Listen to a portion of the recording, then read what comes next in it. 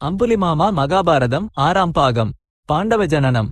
தனது மனைவிகளான குந்தி மற்றும் மாத்ரியுடன் காடுகளில் சுற்றித் திரிந்து விலங்குகளை வேட்டையாடுவதில் பொழுதை கழித்து வந்த பாண்டு மகாராஜன் ஒருநாள் இணைந்து இருந்த ஒரு ஜோடி மான்களை அம்பாலேதான்.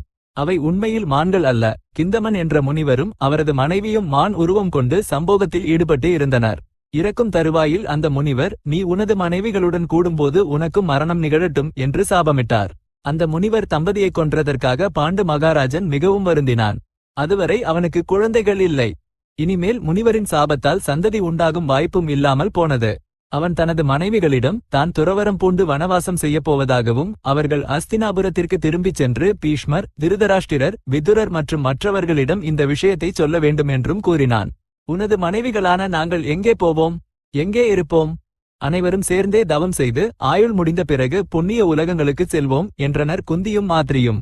அதற்கு பாண்டு மகாராஜன் சம்மதிக்காத பட்சத்தில் அப்போதே உயிர் துறக்கவும் அவர்கள் தயாராக இருந்தனர். அவர்களின் பேச்சை தட்ட முடியாமல் பாண்டு மகாராஜன் அவர்கள் இருவரையும் தன்னுடன் இருக்க செய்து வானப்பிரஸ்தம் செய்ய தீர்மானித்தான். மூவரும் தங்களின் விலையுயர்ந்த ஆடைகளையும் ஆபரணங்களையும் துறந்து மரவுரி தரித்துக் கொண்டனர். தங்களது கூட இருந்த சேவகர்களை ஹஸ்தினாபுரத்திற்கு அனுப்பி வைத்தனர். அவர்கள் தேசமெங்கும் சஞ்சரித்து நாகசத பர்வதம், சைத்ரரதம், காலகூடம், ஹிமவந்தம், கந்தமாதனம், இந்திரத்யும்ன ஏரி, ஹம்சகூடம் ஆகிய இடங்களுக்குச் சென்று அங்கங்கே சில நாட்கள் தங்கி சதசிருங்க பர்வதத்தை அடைந்தனர். அங்கே அநேக முனிவர்கள் இருந்தனர். பாண்டு மகாராஜன் அவர்களுடன் சேர்ந்து தானும் தவம் செய்யத் தொடங்கினான். இருப்பினும் அவனுக்கு ஒரு எண்ணம் தோன்றியது. புதல்வர்கள் இல்லாதவனுக்கு எவ்வளவு தவம் செய்தாலும் புண்ணிய உலகங்கள் கிடைக்காது. தனக்கு புத்திர பாக்கியம் இல்லை. தனக்கு சமமானவர்களோ அல்லது தன்னைவிட மேலானவர்களோ ஆனவர்களின் மூலம் தனது மனைவிகள் மகன்களை பெற்றால் அவர்கள் தனக்கு க்ஷேத்ரஜ புதல்வர்கள் ஆவார்கள். தானும் ஒரு க்ஷேத்ரஜன் தானே. இவ்விதம் எண்ணி பாண்டு மகாராஜன் தனது கருத்தை குந்தியிடம் கூறினான்.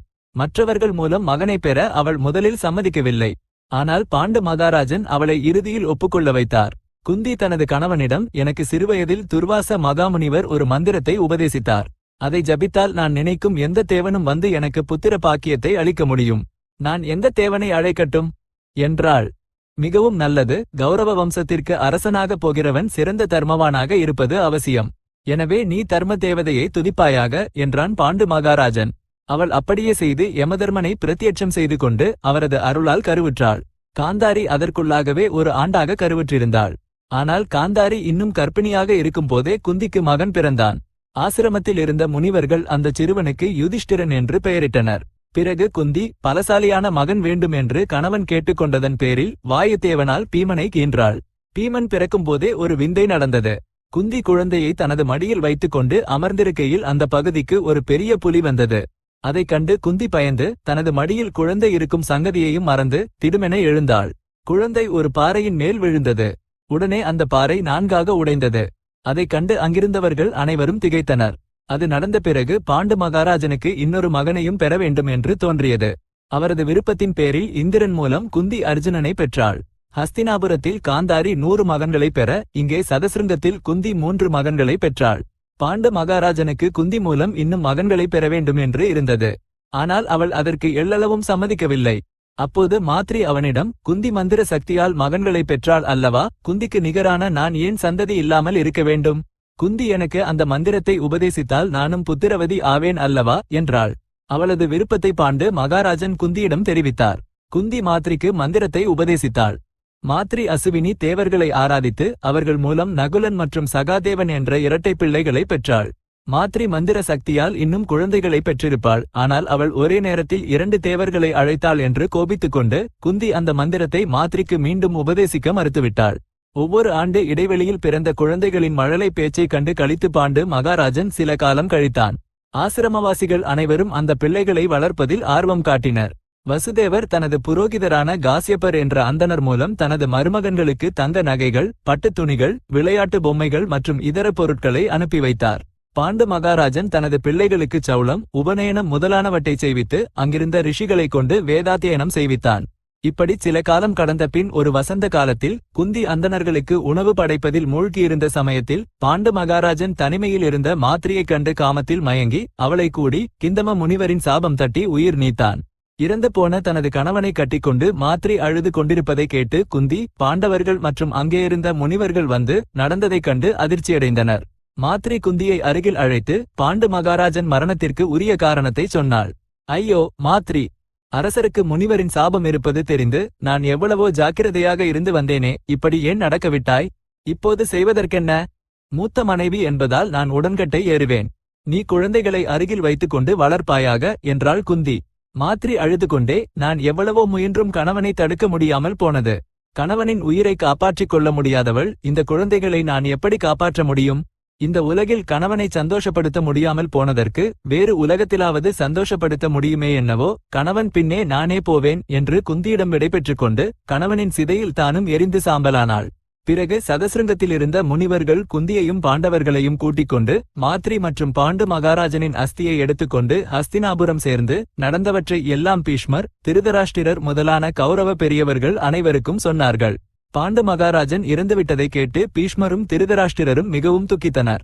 திருதராஷ்டிரர் விதுரனிடம் இறந்தவர்களுக்கு முறைப்படி பரலோக கிரியைகளை செய்யும்படி சொன்னார். மாத்ரி மற்றும் பாண்டு மகாராஜனின் அஸ்தியை பல்லக்கில் வைத்து குடை மற்றும் சாமர மரியாதைகளுடன் ஊர்வலமாக எடுத்துச் சென்று கங்கையில் கரைத்தனர். நகரத்திலிருந்து அநேக மக்கள் அவற்றுடன் கங்கைக்கரை வரை சென்றனர். 12 நாட்கள் அந்திம கிரியைகள் நடந்த பிறகு அனைவரும் நகரத்திற்கு திரும்பினர்.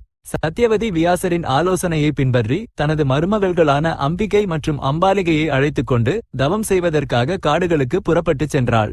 அங்கேயே தவம் செய்து கொண்டு அந்த மூவரும் தங்களது வாழ்க்கையை முடித்துக் கொண்டனர். அது முதல் பாண்டவர்களும் கௌரவர்களும் திருதராஷ்டிரரிடமே வளர்ந்தனர். அனைவரும் சேர்ந்து விளையாடுவார்கள், ஒருவருக்கொருவர் பந்தயம் கட்டிக் கொள்வார்கள். எல்லா விளையாட்டுகளிலும் பீமனுடைய கையே மேலோங்கி இருக்கும். அவன் தனது பலத்தை காட்ட ஒரே நேரத்தில் 10 பேரை தூக்கிக் கொண்டு ஓடுவான்.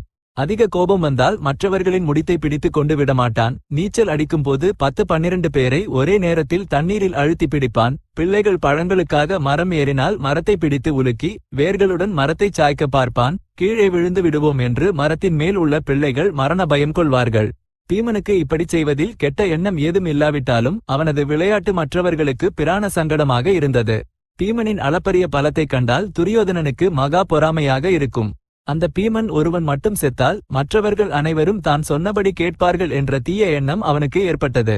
அதற்கு தகுந்த வாய்ப்பு சீக்கிரம் கிடைக்கவில்லை. கங்கை கரையில் பிரமாணகோடி என்ற இடம் உள்ளது. அங்கே ஜலக்கிரீடைகள் நடத்த வசதியாக 4 பக்கங்களிலும் படிக்கட்டுகள் கொண்ட விளையாட்டு ஏரிகளையும் நந்தவனங்களையும் உயரமான மாளிகைகளையும் துரியோதனன் கட்டியிருந்தான். ஒருநாள் இளவரசர்கள் அனைவரும் அங்கே சென்று பொழுதுபோக்க தீர்மானிக்கப்பட்டது. விதவிதமான பலகாரங்கள், உணவுகள், பானங்கள் முதலானவை தயாராயின. அவற்றைச் சேவகர்கள் பிரமாணகோடி இடத்திற்கு கொண்டு சென்றனர். இளவரசர்களுடன் சேர்ந்து பாண்டவர்களும் சுற்றுலா சென்றனர். கொண்டு வந்த உணவுப் பொருட்களை மற்றவர்களுடன் சேர்ந்து பாண்டவர்களும் உண்டனர். ஆனால் துரியோதனன் பீமனின் பக்கத்தில் சேர்ந்து மிகவும் அன்பாக பேசிக்கொண்டு அவனுக்கு விஷம் கலந்த பலகாரங்களை உண்ணக் கொடுத்தான். பீமனுக்கு சற்றும் சந்தேகம் வரவில்லை. அவன் மற்றவர்களுடன் சேர்ந்து நீராடி விளையாடி விஷம் வேலை செய்ய தொடங்கியதும் மயக்கம் வந்து கங்கை கரையில் தென்றல் காற்று வீசும் இடத்தில் படுத்துச் சுயநினைவை இழந்தான். தனது தந்திரம் பலித்ததற்காக சந்தோஷப்பட்டு துரியோதனன் பீமனின் கால்களையும் கைகளையும் பலமாக கொடிகளால் கட்டி கங்கையில் உள்ள ஆழமான மடுவில் அவனை தள்ளினான். இவை ஏதும் பீமனுக்கு தெரியாது. அவன் நேராக பாதாள உலகத்திற்கு சென்றான். அங்கே அவனை விஷப்பாம்புகள் கடித்தன. அந்த விஷத்தால் துரியோதனன் கொடுத்த விஷம் முறிந்து போய் பீமனுக்கு சுயநினைவு வந்தது. தனது கைகளும் கால்களும் கட்டப்பட்டிருப்பதை உணர்ந்து அவன் பலமாக உடலை முறித்து கட்டுகளை எல்லாம் அறுத்துக்கொண்டு தன்னை கடிக்கும் பாம்புகளை பிடித்துக் கொள்ளத் தொடங்கினான். இந்த செய்தி வாசுகிக்கு தெரிந்தது. வாசுகி வந்து பீமனை பார்த்து அவன் தனது உறவினன் என்பதை உணர்ந்தான். ஏனெனில் குந்தியின் தந்தையான சூரசேனர் வாசுகியின் சகோதரியின் மகன். ஆதலால் வாசுகி பீமனை அழைத்துச் சென்று 1000 யானைகளின் பலத்தை தரக்கூடிய ரசத்தை பருகச் செய்தான். பீமன் அந்த ரசத்தை 8 பானைகள் குடித்து சுகமாக உறங்கினான். அம்புலிமாமா மகாபாரதம் 6ஆம் பாகம் சம்பூர்ணம். இப்போதைக்கு ஸ்வஸ்தி.